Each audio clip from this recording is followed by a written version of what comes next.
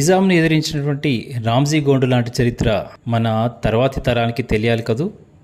అందుకే నా మాటల్లో చెప్తున్నాను.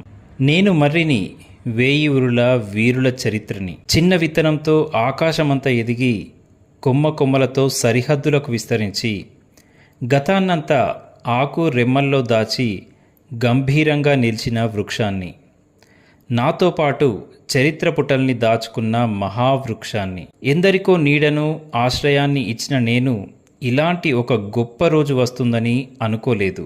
ఆనాడు కర్కశంగా నా కొమ్మలకు ఉరితాడును బిగించేసి వీరుల గొంతుకలు నొక్కేస్తూ ఉంటే అలా మౌనంగా ఉండిపోయాను. వీరుల ఊపిరి నేల రాలుతూ ఉంటే నా అశ్రువులతో వారిని తడిపాను. అయితే చిత్రం చెప్పను, మీరంతా గర్వపడే విషయం చెప్పను. ఏ ఒక్క వీరుడు ప్రాధేయపడగా నేను చూడనేలేదు. బుసలు కొట్టే కన్నుల్నే తప్ప కన్నీరు రాల్చిన కన్నుల్ని నేను చూడనేలేదు.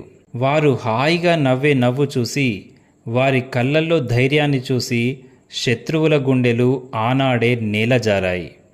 ఆ రోజు అలా వేలాడిన వీరుల శరీరాలు శవాలు కావవి, అమర స్థూపాలవి. స్వాతంత్రకాంక్షను మరింత బలీయం చేసేందుకు గాలిలో రగిలిన కాగడాలవి. అదిగో అప్పుడు నవ్వాను నమ్మకంగా. నేను మళ్ళీ వచ్చేస్తున్నాను.